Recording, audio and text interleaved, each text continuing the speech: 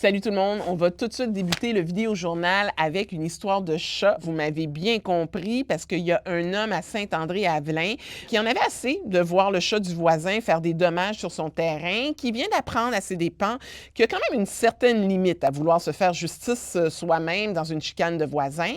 Pierre Tanguay a été condamné à payer une amende d'environ 1700 $ pour non seulement avoir kidnappé Charlie, le chat de ses voisins, mais aussi pour l'avoir abandonné à environ 11 km de chez lui.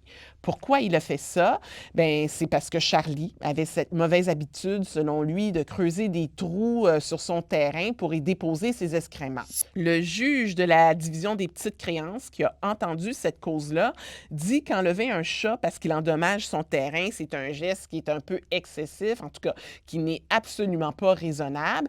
Le juge a rappelé que de par la loi, c'est la responsabilité des humains de veiller au bien-être des animaux et à leur sécurité. Pour la petite histoire, Charlie le chat, malgré toutes les recherches, n'a jamais été retrouvé. OK, maintenant, je sais que les semaines de relâche arrivent à grands pas, autant du côté du Québec que de l'Ontario, et que Cuba est souvent une destination de choix pour de nombreuses familles.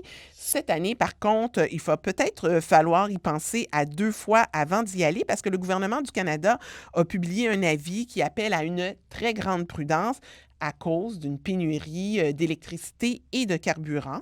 Cette pénurie-là a un impact sur la disponibilité de la nourriture, de l'éclairage, de l'eau courante, même les grands complexes hôteliers n'y échappent pas. Affaires mondiales Canada prévient sur son site que la situation à Cuba est imprévisible et qu'elle pourrait se détériorer et même perturber la disponibilité de certains vols. Et en terminant, si vous habitez à Ottawa, plus précisément dans le quartier Somerset, vous êtes sûrement au courant des ambitions de la ville de vouloir prolonger la rue Preston à travers les plaines Le Breton. Eh bien, ne retenez plus votre souffle parce que la ville a décidé d'abandonner cette idée-là. On mise davantage sur la construction d'une passerelle conçue pour les cyclistes et les piétons. Il semble que les résultats d'une étude montrent que le prolongement de la rue Preston aggraverait les conditions de circulation non seulement sur la rue Preston, mais également sur les rues Rochester et Booth. Tous les détails de ce changement de cap se trouvent sur l'appli Info de Radio-Canada. Je vous invite à aller consulter ça. Bonne journée!